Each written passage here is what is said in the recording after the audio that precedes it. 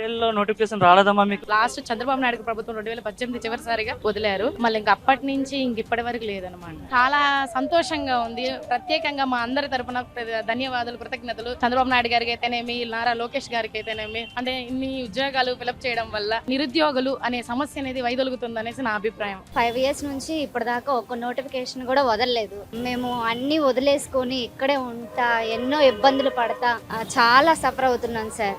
కానీ చంద్రబాబు నాయుడు గారు, లోకేష్ గారు మా బాధను అర్థం చేసుకొని నోటిఫికేషన్ ఇచ్చారు. వాళ్ళకి చాలా చాలా ధన్యవాదాలు సార్. మళ్ళీ చంద్రబాబు నాయుడు గారు మాకు వచ్చి ఉద్యోగాలు ఇవ్వడం అనేది మాకు చాలా సంతోషంగా ఉంది సార్. చాలా ఆనందంగా ఉంది సార్. ఇప్పటికైనా డిఎస్సి నోటిఫికేషన్ రిలీజ్ అయినందుకు, నిరుద్యోగులందరికీ జాబ్స్ వస్తున్నందుకు చాలా హ్యాపీగా ఉంది. చంద్రబాబు నాయుడు గారి సిస్టమ్ అంటేనే చాలా బాగుంటుంది.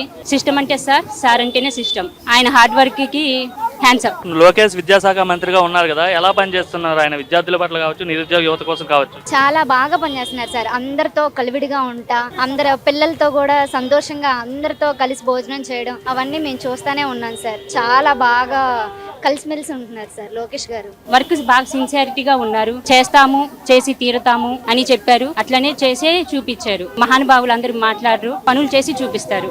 చాలా బాగుంది సార్. ఓన్లీ వాళ్ళ తరపు నుంచి కూడా కాకుండా మా తరపు నుంచి కూడా ఆలోచిస్తున్నాము. ఈవెన్ ఏమన్నా మెయిల్స్ పెట్టినా గానీ, ట్విట్టర్ లో పెట్టినా గానీ అందరి ఇబ్బందుల్ని అర్థం చేసుకొని రియాక్ట్ అవుతున్నాం.